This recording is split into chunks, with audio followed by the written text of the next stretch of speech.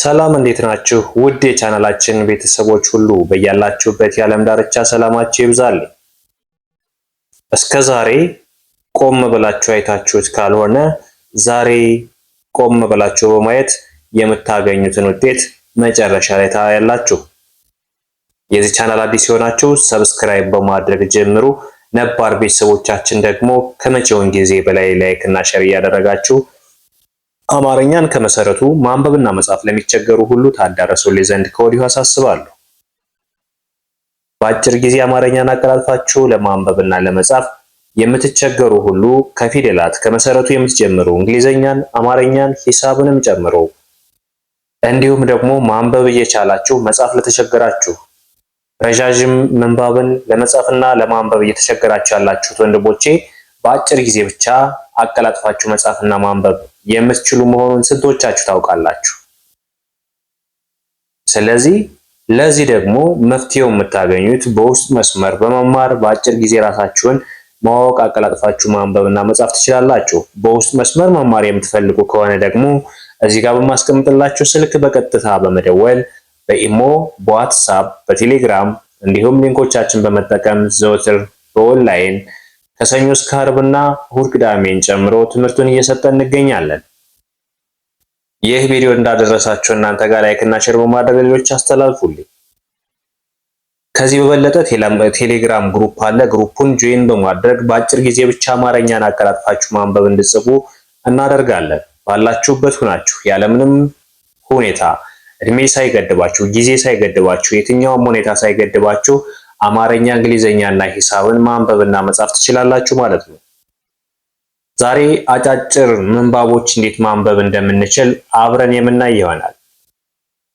ረጋ ብላችሁ እስከ መጨረሻው በመከታተል በዚህ ትምህርት ውጤታማ ትሆኑበታላችሁ። ለማንበብና ለመጻፍ ቢሆንም ዋናው ዓላማው ግን ከዛ የበለጠ ደግሞ አስተማሪ ጥቅሶች ናቸው። እነዚህን አስተማሪ ጥቅሶች በማስታወሻ በመያዝ አእምሯችሁ ላይ በማስቀመጥ ራሳችሁን የምትለውጡበት በጣም ብዙ አይነት ገንቢና አስተማሪ የሆኑ ምክሮችም ስላሉበት እነሱን ረጋ ብላችሁ እስከ መጨረሻው ለመከታተል ሞክሩ። በውስጥ መስመር ለመማር በ0931 32 77 66 ይደውሉ። አሁን ቀጥታ ወደ ትምህርቱ ስንሄድ የመጀመሪያው ላይ ልዩ ልዩ የሚያደርግህ ልዩ የሚያደርግህ ብቸኛው ነገር ራስን መሆን ነው። ልዩ የሚያደርግህ ብቸኛው ነገር ራስን መሆን ነው። ልብ በሉ፣ ራስን መሆን ማለት የብዙዎች ችግር ነው። ራስን ለመሆን ብዙዎች ይከብዳቸዋል። ሌላን ሰው መስለው መቅረብ ነው የሚቀላቸው ወይም የሚቀለን። ሁላችንም በያለንበት ራሳችንን ፈትሽ እስኪ።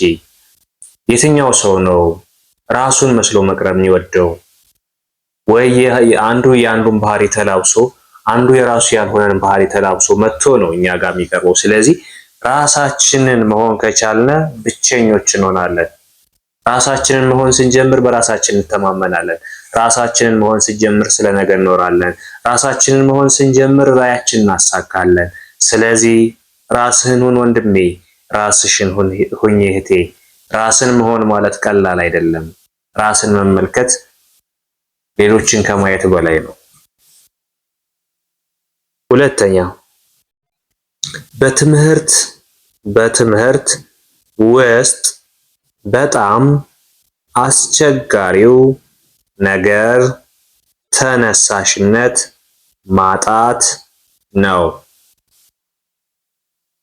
እህቴ ያንቺ ችግር ሊሆን ይችላል። ወንድሜ ላንተ ችግር ሊሆን ይችላል።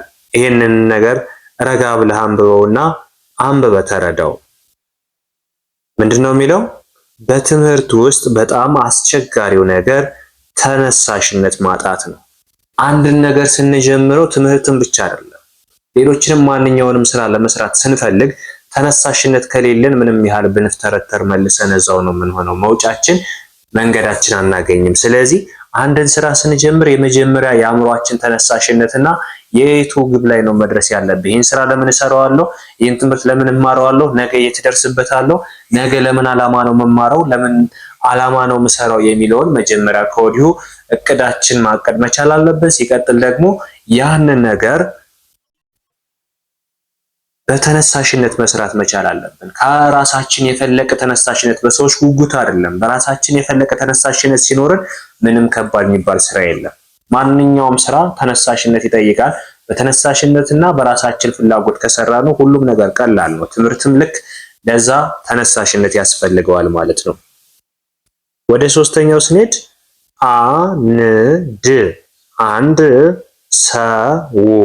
አንድ ሰው በተሳሳተ ውሳኔ ከሚያጣው ይልቅ ባለመወሰኑ የሚያጣው ይበልጣል።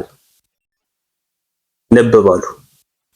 አንድ ሰው በተሳሳተ ውሳኔ ከሚያጣው ይልቅ ባለመወሰኑ የሚያጣው ይበልጣል። ብዙዎቻችን እኔ፣ አንተ፣ አንቺ፣ እናንተ የሆነ ስራ ለመስራት ፈልገን አይ ይሄ ነገር ያከስረኛል፣ ይሄ ነገር አያዋጣኝም ብለን ያለፍነው ስንቶቻችን? ራሳችንን እንጠይቅ። እውነት እላችኋለሁ አብዛኞቻችን ገና ሳንጀምረው የምንሸነፎች ነን። አንድን ስራ ለመስራት አቅደን ነገር ሊያከስረኝ ይችላል በሚል ትንበያ ብቻ አቋርጠን የተወነን ስንቶቻችን ነን? አያችሁ፣ ይሄ ነው ከመወሰናችን በፊት ተሸነፍን። ከመወሰናችን በፊት ብዙ ነገር አጣን። ወስነን ብናበላሸው ግን ካለመወሰናችን ወስነን ያበላሸነው ነገር ይበልጣል። በራስ መተማመን መኖር መቻል አለበት። ውሳኔ ሰጪ መሆን መቻል አለብን። የዛኔ ከማንኛውም ሰው በላይ እንሆናለን። ነገር ግን ውሳኔ መወሰን ካልቻልን፣ በራሳችን መተማመን ካልቻልን የትኛውንም ስራ በህይወታችን ልንሰራ አንችልም። ስራ ስንሰራ ደግሞ ያተርፋል ብለን አይደለም መስራት ያለብን። 50% በየትኛውም አጋጣሚ 50% ይዛችሁ ስሩ። የትኛውም ፍቅርም ይሁን አንድም በጣም የምታፈቅሩት ሰው ቢገጥማችሁ ያ ሰው 50% አብሮ ሊኖር ይችላል፣ 50% ሊለየኝ ይችላል። ለምን? ምክንያቱም ያ ሰው ቢለየኝ የሆነ ነገር ራሴን የማቋቋምበት የተወሰነ ፐርሰንት ልቤ ላይ ማስቀመጥ አለብኝ። ከዛ ውጭ ግን ሙሉ ለሙሉ 100% አምኜውና ወድጄው ከራሴን ከጣልኩለት ያ ሰው ጥሎኝ ሲሄድ መነሻ የለኝም። ስለዚህ ለምትሰሩት ስራ፣ ለፍቅራችሁ ጉዳይ፣ ለየትኛውም ሁኔታ 50% ነው መያዝ ያለባችሁ። ነጋዴ ለመነገድ ሲሞክር 100 ሺህ ብር ቢኖረው 100 ሺህ ብር አይደለም ዕቃ የሚገዛበት 75ቱን ወይም 50ውን ነው የሚገዛበት። ለምን? ነገ ያ ቢከስር ሌላ ከሌላ ሰው ከመጠየቅ ይልቅ ከኪሱ አውጥቶ ነው መስራት ያለበት አይደለ? ፍቅርም ህይወትም ስራም በዚህ ልክ ነው ማየት ያለበት። 100% የሚወሰን ውሳኔ የለም። 100% ልክ ነው የሚባለው ፈጣሪ ብቻ ነው። ስለዚህ ማንኛውም ነገር ስንወስን 50-50 ወይም 75 በ25 አድርገን መወሰን መቻል አለብን።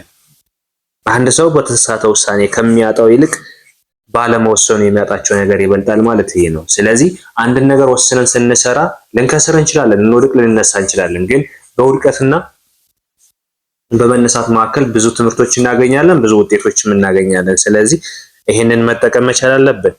ሌላው የታላቅነትን ዋጋ የምታገኘው ኃላፊነትን በአግባቡ መወጣት ስትችል ነው። አያችሁ፣ ታላቅነታችን የሚረጋገጠው መቼ ነው?